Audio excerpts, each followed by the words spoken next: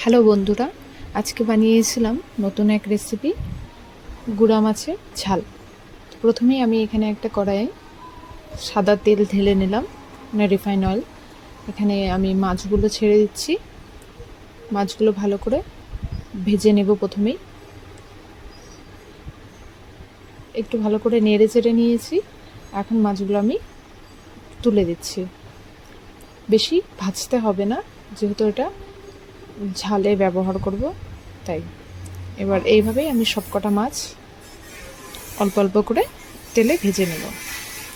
এবার এখানে আমি পেঁয়াজ কুচি, লঙ্কা কুচি আর একটা আলু দিয়েছি, একটা টমেটো দিয়েছি।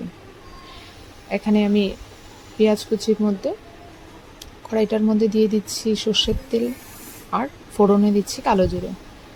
পেঁয়াজ কুচি আমি এখানে আধাটাই ব্যবহার করব, আর বাকিটা আমি পেস্টের জন্য ব্যবহার করব। এখানে পেঁয়াজটা ভালো করে নেড়ে চেড়ে আমি আলুগুলো দিয়ে দিচ্ছি। আলু আর পেঁয়াজটাকে ভালো করে নেড়ে চেড়ে নেব। তারপর দিয়ে দিচ্ছি সেই টমেটো কুচি আর লঙ্কা চেরা। এটাকে ভালো করে আমি ভেজে নেব। ভেজে নিয়ে আমি দিয়ে দিচ্ছি এখানে লবণ, লঙ্কার গুঁড়ো আর হলুদ গুঁড়ো। তার সাথে দিয়ে দিচ্ছি লঙ্কা আর পেঁয়াজের পেস্টটা। এভাবে এটাকে এখন ভালো করে নেড়ে চেড়ে নিব।